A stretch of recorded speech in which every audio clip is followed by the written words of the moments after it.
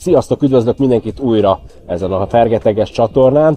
A legutolsó videómban egy nagyon exkluzív helyszínen sikerült a DJ szettet leforgatni, és ez nem más, mint a fővárosban található Balloon Fly kilátó, és most ennek kapcsán fogom meginterjúvolni az üzemeltetőt, aki nem más, mint Nagy Balázs, itt áll mellettem. Úgyhogy sziasztok! Rengeteg kérdéssel fordulok hozzá. Első körben is, hogy jön ez, hogy valaki egy ilyen kilátót akar ide a város közepére telepíteni?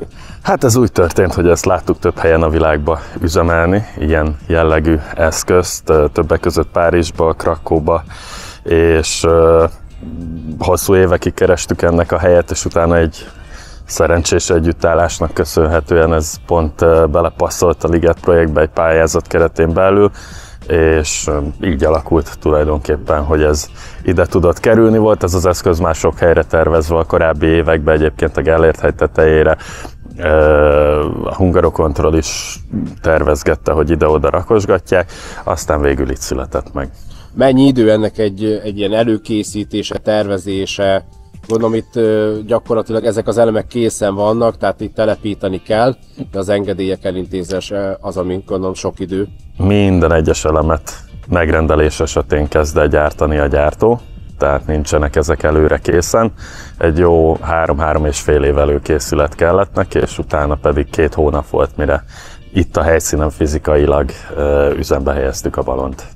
Szép. Egy pár technikai adatot hadd kérdezzek, hogy mi ennek az átmérője ennek a ballonnak? Hát közel 26 méter az átmérője nagyjából, és 5500 légköbméter, amiből közel 5000 köbméter hélium, ugye, ami az emelőerőt adja. Ennek megfelelően nagyjából 5 tonna a ballonnak az emelőereje, és hogy így az önsúlyát levesszük belőle, akkor nagyjából egy 29 utassal tud a magasba emelkedni, hogyha se a földön, sem pedig 150 méteren nem fúj a szél. Mekkora az a szélsebesség, amikor már nem indultok el? Hát az itt talaj közelben, ami azt jelenti, hogy nagyjából az alsó 30-40 méteren egy ilyen 8 méter per szekundum, fönn a legtetején 150 méteren pedig 13 méter per szekundumnál nem lehet több. Az már annyira veszélyezteti az üzemeltetést, hogy...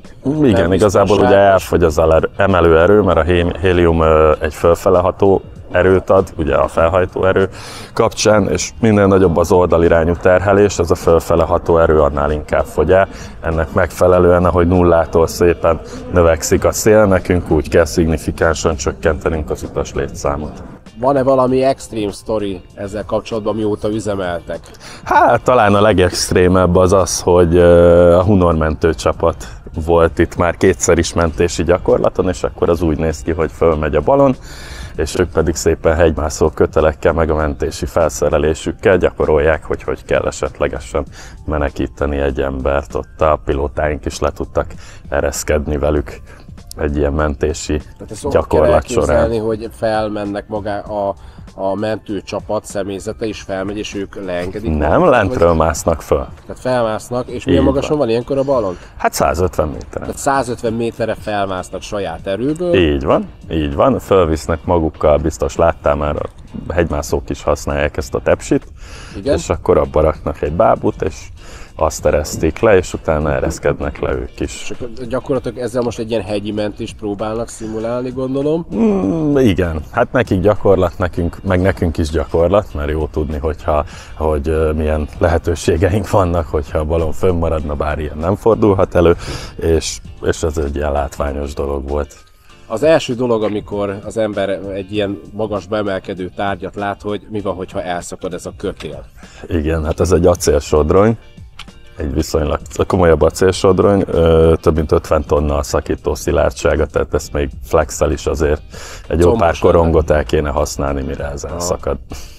Jó, de hát gondolom ezen felül, hogyha mégis valami történik, akkor különböző biztonsági eljárások természetesen, vannak. Persze van egy biztonsági protokoll, hogyha elszabadul a balon, akkor azzal hogy lehet a földre visszajutni, de hál' Istennek ezt még sehol a világon nem kellett kipróbálni. Annyi, hogyha elszabadul, akkor valószínű már nem biztos, hogy magyar földön szállunk le. Hát a szélerősségtől függ, de egyébként ugye ez csak fölfele meg lefele tud közlekedni, oldalirányú mozgás az csak amit a szél segít neki. Mondjuk tegyük fel, azért 5 tonna felhúzó erőt mondtál, azért az ott hirtelen egy elég komoly sebességet tud produkálni gyorsulás szempontjából. Igen. Ugye 100 km/h vagy? Hát azért nem gondolnám, mert ugye egyrészt le van terhelve az eszköz, amikor fölmegy, tehát ott az 5 tonnából mondjuk nagyjából 1,5 tonna az emelőerő, így van.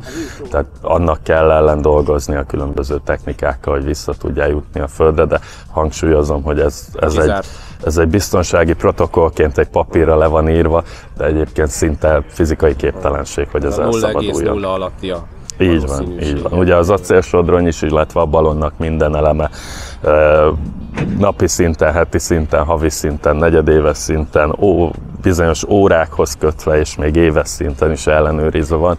Tehát mondhatom, hogy mi 365-ször ellenőrizzük ezt az eszközt egy évben, abból sokkal többször komolyabban, az utolsó csavarig lehetetlen, hogy ilyen előfordulj. Az érdekessége még ennek a történetek, hogy ugye itt a pilótáknak hívjátok, akik ugye repülnek, és az, hogy ha jól tudom, akkor ez egy rendes hivatalos repülési órának számít.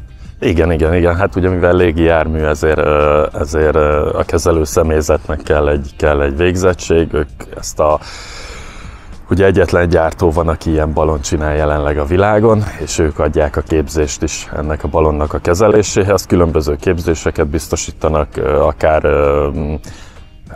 karbantartói képzést, ugye azt is meg kellett csinálnunk, hogy karban tudjuk tartani az eszközt, akkor pilótákat képeznek ki, földi segítőket képeznek ki, tehát elég sok végzettséget biztosítanak, és most belekavarodtam, mi volt a kérdés? ugye gyakorlatilag ide rendesen pilótának kell lenni. Igen. Órának számít. Így van. Tehát ennek van egy fixált maximum. A balonnak is van egy kis könyvecskéje, amiben írni kell a repült óráit, úgy tudjuk nyomon követni, onnan tudjuk például, hogy több mint 11 000 órát töltöttünk a levegőben nyitás óta. A nyitás pontosan mikor is volt? Az 2022. május 1-én. Az szép. Bizony. Tehát gyakorlatilag amikor lehet, csak repül. Így van, amikor jó idő van, mi megyünk. Érdekes ugye, hogy itt beszéltünk annól, hogy ugye télen is nyitva vagytok. Természetesen egész évben. Az egész évben. Hát az időjárási viszonyoknak megfelelően, de ez nagyjából előre is így volt kalkulálva, hogy körülbelül egy 150-160 napot tudunk egy évben üzemelni, az, amit az időjárás megenged. De hogyha valaki szeretne repülni, akkor legegyszerűbb, hogyha weboldalon tájékozódnak a repülési lehetőségekről. Az mennyire up-to-date? Tehát a weboldalunkon a nyitvatartási tábláink azok teljesen up-to-date-ek, tehát bármilyen döntés születik a repülés folytatásáról aznap, mi azonnal kezeljük a táblázatot. Ugye háromféle színünk van, a zöld, a sárga és a piros. Zöld esetén repülünk, a sárga az egy repülünk, de bizonytalan, hogy mikor állunk le, a piros pedig biztos, hogy nem repülünk. Mindig addig csináljuk, amíg mind az eszköz, mind pedig az utasaink biztonsága 100%-os. Ahogy ez megkérdőjeleződik, nekünk le kell állni. És az ugye az is furcsa ebben, hogy ugye mindig korrigáltok, tehát minden egyes repülés előtt ugye van egy korrigálás, tehát hogy hány emberrel mentek fel, ugye itt plusz levegőt nyomtok magába a ballonba, gyakorlatilag ugye ez minden egyes repülés előtt ezt ugye ti ellenőrzitek. Gondolom minél nagyobb a szél, annál kevesebb emberrel mentek fel? Így van, a levegő utat ugye a két kamrából áll össze a balon, a felső részében van a hélium, az alsó részében pedig egy levegőkamra van, kettőt egy vékony membrán választja el, és a levegőkamrába tudunk bepumpálni levegőt, illetve kiszívni belőle levegőt. Erre azért van szükség, mert a hőmérsékletváltozás, illetve a szélerősség függvényében a hélium cellában lévő nyomás az változik. És azért mi az alsó kis cellával tudjuk szabályozni, ha a membránnak a magasságát, ezáltal egy viszonylag állandó nyomást tudunk a balonban fenntartani. Ez azért fontos, mert ha mondjuk itt lenne nem fúj a szél, de fönt igen, és a balon fölér, akkor legyen benne nyomás, hogy a szél ne tudja benyomni az oldalát, mert ha van benne rendesen nyomás, akkor a szél egy része le tud fordulni ugye a gömbfelület miatt a balonról, nem tolja ki oldalt. De ha nincsen benne nyomás, akkor kicsit be tud lazulni az anyag, és effektíve egy vitorlát képez magából a balon, és sokkal jobban ki tudja tolni. Így van. Ez azért fontos, erre figyelni. Akkor azért itt a karbantartásról beszélj még egy pár szót, tehát gondolom az ellenőrzések, hogy minden rendben van, minden csavar meg van-e húzva, illetve ugye a hélium gázt is azért időközönként tölteni kell, mert ugye diffundál a belsejéből, igen, a hélium, annyira apró a héliumnak a molekulái, hogy szinte minden anyagon átszivárog egy idő után. Itt is ez a helyzet, nagyjából 3 havonta egy 50-75 köbméter hélium tud belőle diffundálni, és akkor ezt... ide áll a teherautó, és akkor... Nem teherautó, egy kisebb autóhoz egy ilyen kis bündelnyi héliumot, abban 200 köbméter van, és akkor tűzoltó tömlővel tulajdonképpen azt szépen a ballonba átszivattyúzzuk.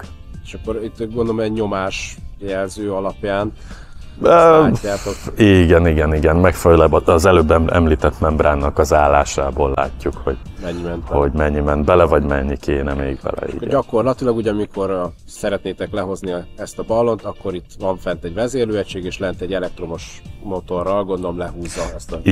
Így van, vannak biztonsági szerkezetek is, tehát nyilván az elektromos motor az addig tart, amíg van áram, tehát hogyha esetleg áramszünet van, vagy bármi miatt elmegy az áram, akkor van lehetőségünk egy dízel motorral lehozni a ballont, illetve hogyha elment az áram, és a dízelmotorból is kifogy az üzemanyag, és a Q10 zárva van, akkor pedig kézi erővel is le lehet hozni a ballont. Az egy picit, így van, egy kicsit át kell szerelni a csörlődobunkat, pár fogaskereket még hozzá kell csapni, és akkor egy szerény 4 óra alatt a földig le lehet tekerni kézi erővel a ballont. Az szép. Azért az combos. Hát az melós. És nincs ilyen gyakorlat, hogy versenykollégáknak, hogy ki tud többet tekerni? Nem szeretnénk ezt se kipróbálni. De... Azt mondjuk, megértem. Mitől válhat itt valaki a hónap dolgozójával például? Hát ez egy jó kérdés. Nálam mindenki a hónap dolgozója. Ja, na ez egy jó válasz. Ez egy jó válasz. Én azt gondolom, hogy aki még nem volt, mindenképpen jöjjön és próbálja ki, mert maga a látvány, amit ebben a 150 méter magasból lát az ember, tehát ezt maximum csak a repülőről tudod reprodukálni, vagy egy hőlény ballonról. Viszonylag az meg ritkán repül Budapest felett. Budapest felett kicsit nehéz, igen. Kicsit nehéz, úgyhogy gyertek el. Úgyhogy balloonfly.hu. Így van, várunk titeket szeretettel. Nagyon szépen köszönöm ezt az interjút. Szép napot! Örültem.